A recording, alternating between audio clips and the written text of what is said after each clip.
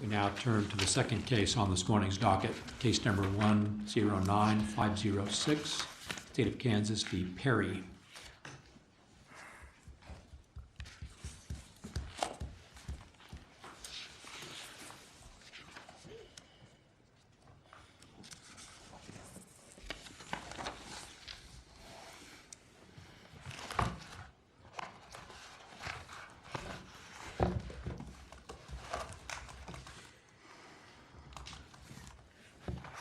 May it please the court, my name is Kevin Hill, Brown County Attorney. I appear today on behalf of the state of Kansas. I would request 2 minutes for rebuttal. 2 minutes is granted.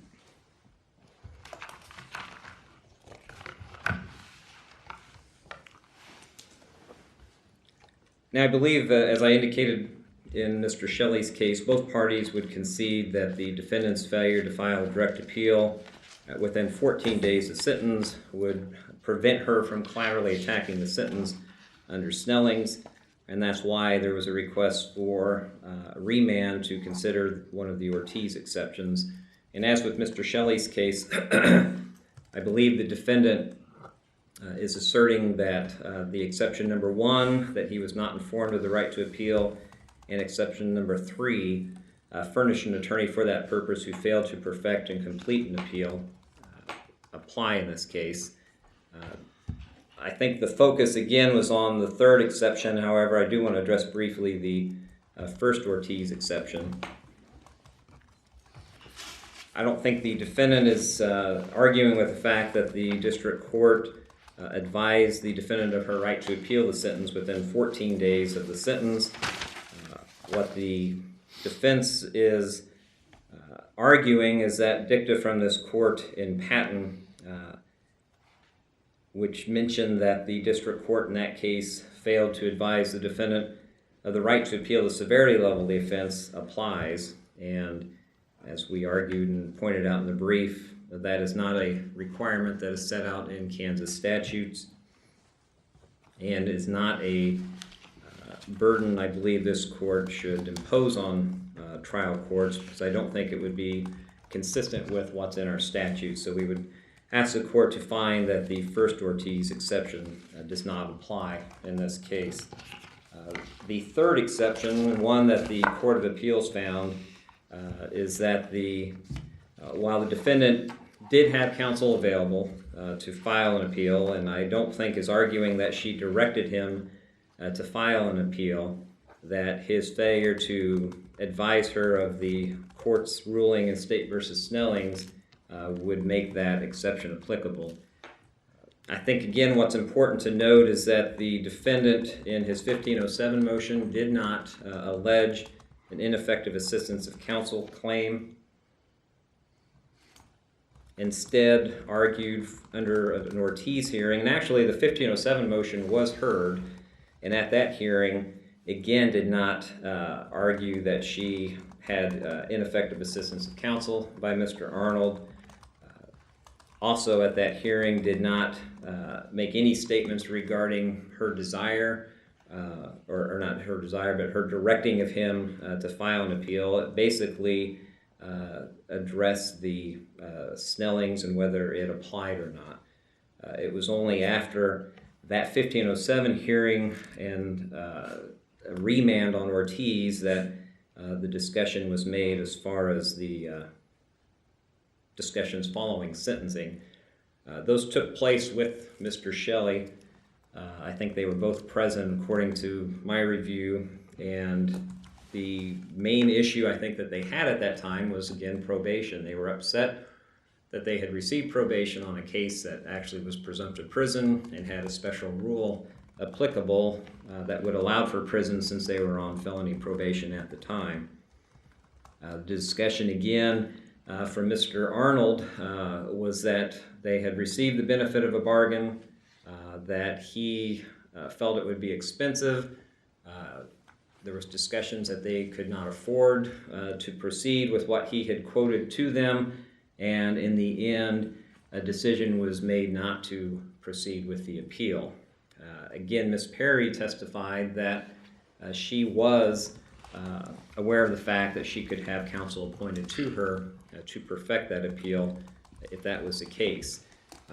Her testimony was that Mr. Arnold said that you have nothing to appeal. However, I don't believe Mr. Arnold testified to that, and Ms. Perry did have difficulty remembering specifics during the course of her testimony, since it had happened in a few years prior to when we had the hearing. Essentially, the Court of Appeals in this case reached an opposite decision of the Court of Appeals on Mr. Shelley's case, and in that they did address what I consider more of an ineffective assistance of counsel, a straight ineffective assistance of counsel claim on Mr. Arnold's behalf. And I think in their opinion, his failure to learn of the holdings of Snelling's on the day of sentencing and advise the defendants of that rendered the third exception under Ortiz applicable to their case. But as we address, and I think as this court addressed in Patton, again, Ortiz is an exceptional remedy. There are remedies for ineffective assistance of counsel through a 1507 motion, through motions to withdraw pleas, but for Ortiz to apply in extraordinary circumstance, most of the cases, as far as Patton that are cited and the Flores-Ortega case were cited, dealt with counsel's flat-out failure to file when directed to do so, and we simply don't have that today.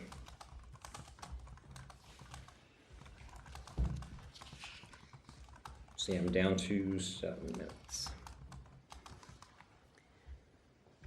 This court also discussed the standards to apply to a third exception under Ortiz, and I think correctly found that the Strickland versus Washington would apply to the strict ineffective assistance of counsel claim, but as to consideration of the Ortiz exception, the Flores-Ortega standard would apply, and that is they distinguish between cases where counsel's performance is alleged to be deficient, in those cases where counsel's performance or failure to perform leads to an actual forfeiture of that proceeding. And I think that's an important distinction to make here, in that I don't believe Mr. Arnold's performance led to a strict forfeiture of a proceeding in terms of what this court considered in Patton and what Flores-Ortega There was a forfeiture here.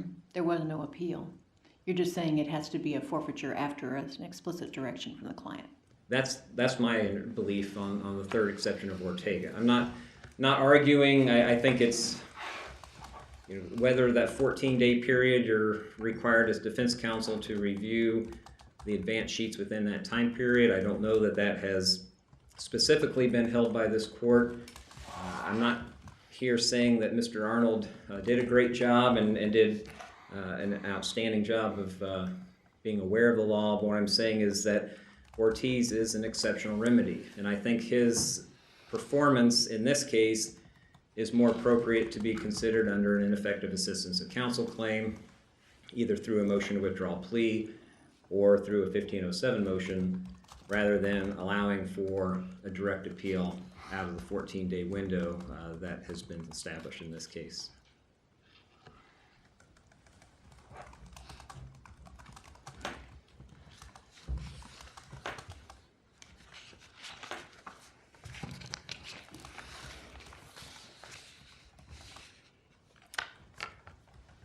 I believe at this point, if there's not any other questions, I've addressed the first and third Ortiz exception, which is the brunt of the argument in this case, and if there are no other questions. Given your experience as a prosecutor, is there a time difference between the time a defendant would file one of these motions and when he or she would actually get to the district court for a hearing? For example, you've rattled off 3 of them. You file a motion saying Ortiz, exception number 3, should apply, or file a 1507, or file a motion to withdraw a plea. Is there any difference in the timing on when that would come before the district court? My experience, the request for Ortiz factors usually would be the longest as far as when the district court would hear that. Motions to withdraw plea, I mean, from a practical standpoint, a lot of times depends on where the defendant is. If the defendant's incarcerated, they do try to get them back a little quicker, but it's always a matter of arranging schedules, etc. But as far as a number of months, it really ranges from case to case on how quickly that is done. It's not possible to put them in categories and say, as a matter of your experience, 1507s are always longer to be heard, or motions to withdraw a plea are always shorter, or motions under Ortiz number 3 are longer I'd than say those if two. I had to rank them from our experience in Brown County, I would say that the 1507, I'm sorry, the motion to withdraw pleas would probably be heard the quickest, and then followed by the 1507 and the Ortiz exceptions. So our experience, most of the Ortiz exceptions that we have considered have been after remand, and so it's been quite a long time after the sentence. All right, It's thank you. rarely brought up on their own accord. Did you have a Yeah, I question, want- Justice Johnson? I wanted to clarify that what you're arguing is that the panel in this case went astray on its legal premise that the failure of counsel to correctly inform his or her client is tantamount to the failure to file or perfect an appeal. That's correct, And so you're not, so that's a yes. Yes. And so you're not challenging their determination that counsel in this case was objectively unreasonable in not advising of Snelling.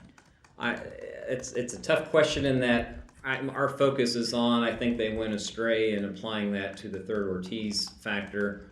As far as whether his was objectively unreasonable, the decision came out the day of the sentence.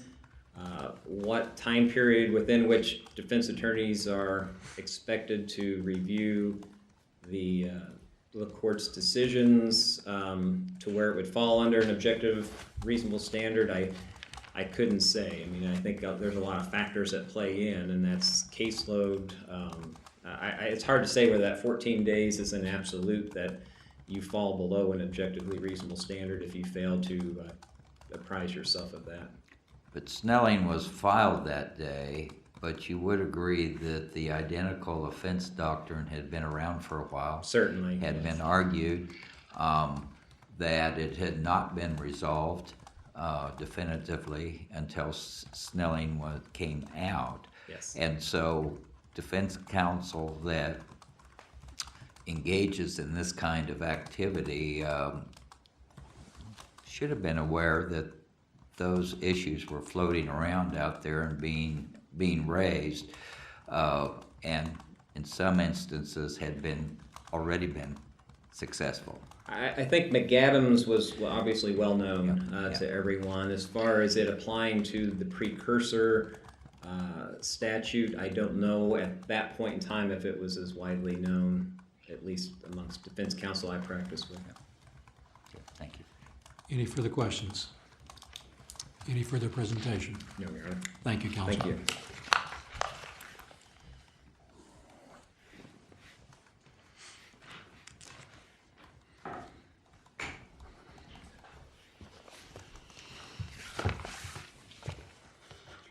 Good morning. May it please the court. Carol Longenecker-Schmidt of the Appellate Defender Office representing Kara Perry.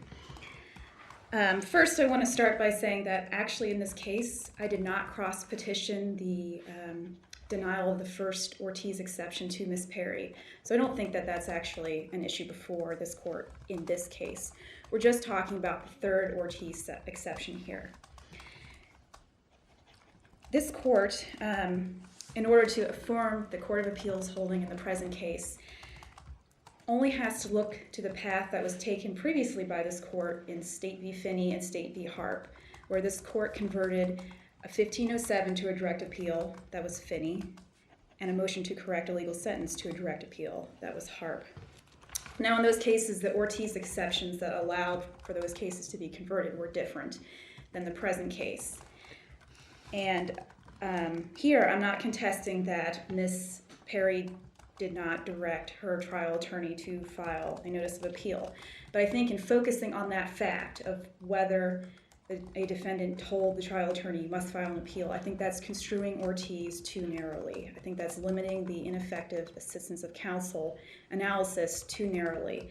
And I say that because if you look in Patton, when this court is discussing the application of the third Ortiz exception, this court stated, the situation contemplated by the third Ortiz exception is different, involving as it does the complete destruction of the right to pursue a direct appeal.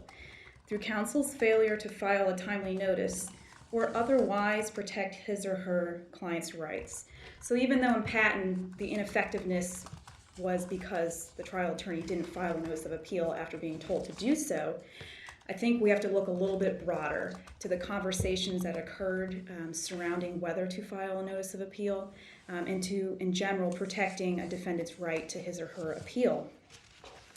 So Patton relies heavily on Roe versus Flores-Ortega when looking at ineffective assistance of counsel.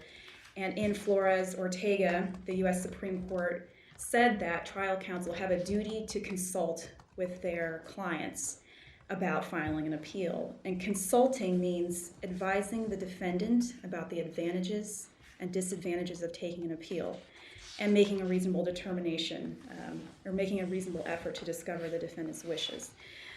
So here we're applying the ineffective assistance of counsel analysis to the conversations or the consulting with the client.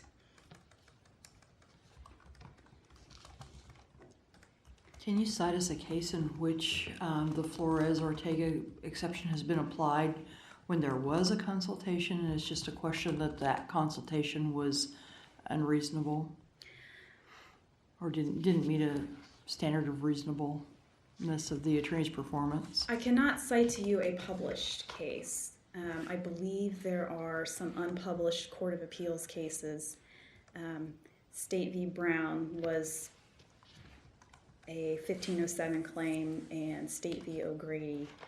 And those are Kansas Court of Appeals decisions? Yes, Your Honor. And they're not in the supplemental brief for 609 before this court. But to my knowledge, there's not a published Kansas Supreme Court case where the third Ortiz exception has been construed this broadly. But I think it's inherent in that exception. I think we have to look beyond just the question of the filing of the notice of appeal to the protection of the right to appeal generally. And I know you haven't cited federal cases, but I'll still ask the question, even though it's probably beyond the scope of our rules, if you know of any authority in federal courts where that exception has been applied that broadly. I am not aware of any. That's not to say that it's not out there, but I can't cite to you right now. So turning very briefly just to the question of was trial counsel ineffective, we first start with the question of whether his conduct was reasonable. And here at Ms. Perry's Ortiz hearing, we have her testifying that Mr. Arnold told her that she had nothing to appeal and that she didn't think she had any appellate options. It's on pages 8 and 10. And Mr. Arnold testified that he told them, quote, if there was any opportunity to appeal, that I didn't think it would be successful and it would be expensive. And that's page 37 of volume 4.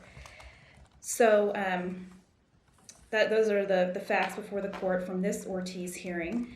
Mr. Arnold also testified that he became aware of Snelling's a few months later. I'm assuming that means a few months after sentencing, when Mr. Shelley wrote to him and that he went and talked to one of his law partners about Snelling's. So the testimony here supports that trial counsel did act unreasonably. He was not aware of Snelling's. No evidence that he was aware of the identical offense doctrine or McAdam, which had come out in 2004, or that this issue was just floating around in general.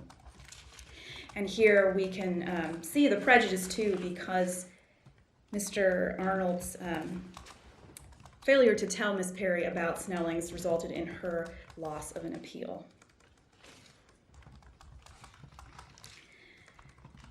And so I think Basically, for 3 reasons, this court can affirm the Court of Appeals' opinion in the present case.